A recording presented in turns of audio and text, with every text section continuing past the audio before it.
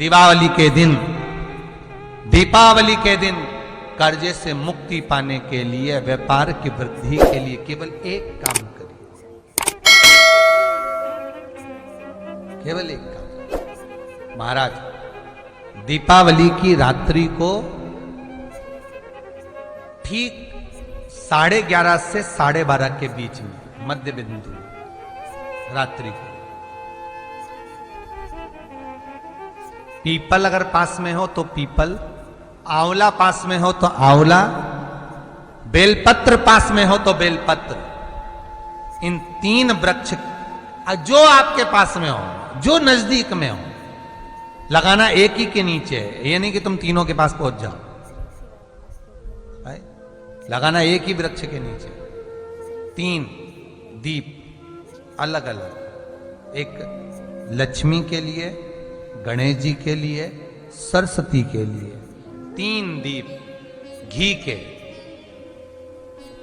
एक फूल बत्ती का, 2 लंबी बत्ती का, फूल बत्ती मतलब गोल बत्ती का, और 2 दिए लंबी बत्ती के, घी के भरे हुए दिए, खाली नहीं, पूरा भरा हुआ दिया। 3 दिए घी के होने चाहिए, दिया पूरा घी का भरा होना चाहिए, एक गोल बत्ती का, 2 लंबी बत्ती का। ध्यान रहे पूरा घी का भरा होना चाहिए, एक गोल बत्ती का और 2 लंबी बत्ती का। उसमें एक एक कमलगट्टा, कमलगट्टा जो हवन में चढ़ता है, किराने की दुकान पे मिलता है काले कलर का कमलगट्टा, महाराज उस दिए के अंदर रखकर सबसे पहले गोल बत्ती वाला दिया हाथ में रखिए, हथेली पर जलाकर, और अपने स्मरण करो लक्ष्मी का, कुल देवी देवता का स्मरण करिए, अपने पूर्वजों का स्मरण करिए,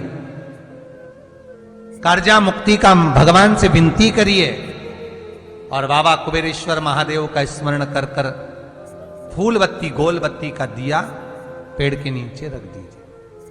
दूसरा दिया जला हुआ उठाइए, उसकी बत्ती अपनी ओर हो, उसको उठाकर फिर अपने कुल देवी देवता का स्मरण करिए, पूर्वजों का स्मरण करिए, जिस भाव से दिया लगाने आए हो वो भाव को व्यक्त करिए, और दिए की बत्ती पेड़ की साइड कर कर रख दीजिए। तीसरा दिया उठाइए,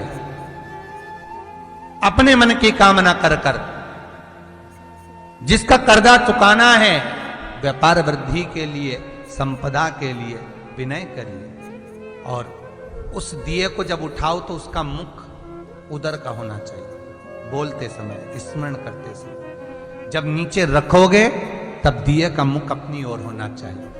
झोली पसार कर वृक्ष के नीचे प्रणाम करिए, नमन करिए, और झोली को वापस, खूब धन होगा, वैभव होगा, सत्ता होगी, फैक्ट्रियां भी होंगी, दुकान भी होगा, धंधा भी होगा, पानी भी होगा, सब कुछ, सारी सत्ता आपके पास में होगी, पर समय की घड़ी किसने देखी है साहब? कौन देखा घड़ी को, कौन देखा पल?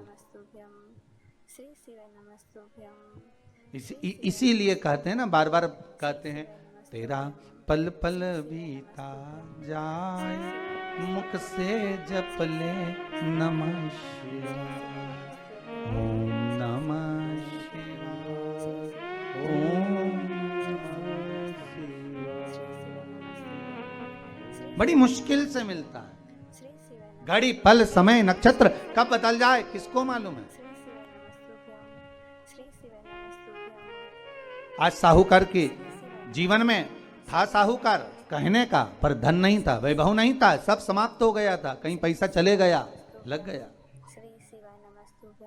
महाराज, बेटी ने वही दीप तैयार करे, दीपावली की अमावस्या नहीं थी, पर दूसरी जो अमावस्या थी, उस अमावस्या पे उसने दीप लगाया। जैसे ही दीप लगाया, 3 देवियों ने आवाज लगाई, अरे सखी सुनो तो। साहूकार की बेटी बोली, किसकी आवाज आ रही है? अरे सखी सुनो तो। सखी ने कहा, क्या बात है? आवाज आई, 3 सुंदर स्त्रियां, बड़ी सुंदर युवती बनकर, सुंदर आभूषण वस्त्र पहनकर बैठी हुई थी, एक ही जगह पर तीनों बैठी हुई हैं। इसी को त्रिवेणी कहते हैं महाराज। जो त्रिवेणी का जो वृक्ष होता है उसमें तीन, त्रिवेणी का जो वृक्ष होता है उसमें दिए लगाने का बड़ा महत्व होता है, तो इसी को त्रिवेणी कहते हैं। तीनों बैठी हुई थी, अब तीनों बैठी, आवाज लगाया, हम आपको सहेली बनाना चाहते, सखी बनाना चाहते, आप हमारी सहेली बनेंगी। अब इस साहूकार की बेटी को लगा ये तो बहुत पैसे वाली दिख रही हैं, धनपति दिख रही हैं, और मैं तो गरीबड़ी, और ना जाने में अगर इनकी सखी बन गई तो फिर इनको क्या मुझे देना पड़ जाए, कोई भरोसा है। इसलिए शास्त्र कहता है कि मित्र भी बनाओ तो सोच समझ कर बनाओ, मित्र भी बनाओ तो सोच समझ कर बनाना। ज्यादा धनपति मित्र बन गया तो मन में आएगा कि जब ये घर आएगा तो इसको घृत का भोजन तो कराना ही पड़ेगा, घी का भोजन तो कराना ही पड़ेगा। इसलिए मित्र भी बने तो ऐसा बने कि जो आपके सम्मुख में हो उसको धन और वैभव से मतलब ना हो, उसको सत्ता से मतलब ना हो, आप उसको केवल आप से मतलब, आपकी मित्रता से।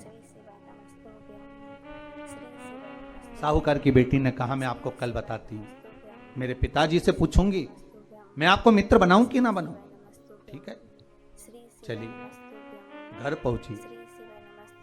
पिताजी मुझे 3 सखियां मिली हैं, एक सरस्वती है, एक पार्वती है और एक लक्ष्मी है। अच्छा, पीपल, आंवला और बेलपत्र तीनों वहां विराजमान। अच्छा, क्या कह रही हैं, सखी बनाना चाहते हैं। पिताजी ने कहा बन जाओ सखी, सखी बनने में दिक्कत क्या है, बनो। अब दूसरी अमावस्या पे जब वो गई और जाकर उसने कहा कि मैं आपकी सखी बन सकती हूं, तीनों प्रसन्न हो गई। तो उसमें से एक सखी माता लक्ष्मी ने कहा कि चलो आज तुम हमारे घर चलो, हम तुम्हारा सम्मान करना चाहते हैं। सखी को माता लक्ष्मी अपने घर ले गई। साहूकार की बेटी को जब घर लेकर गई, सुंदर सोने की चौकी, सोने की थाली और सोने के गिलास, पकवान एक से बढ़कर एक माता लक्ष्मी ने जब साहूकार की बेटी के सामने परोसे, इधर माता सरस्वती इधर माता पार्वती नजदीक में बैठ गईं और साहूकार की बेटी पकवान को पाने लगी।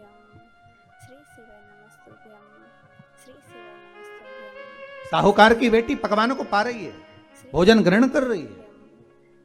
अब भोजन करने के बाद साहूकार की बेटी चली गई।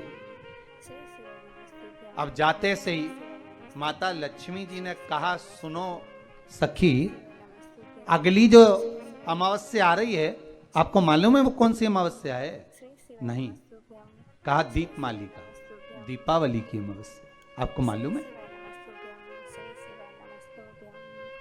ओहो,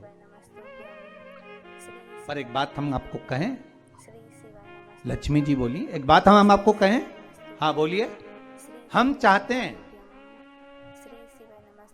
इस अमावस्या को आप हमारे घर आई हो, अगली अमावस्या को हम आपके घर आना चाहते हैं,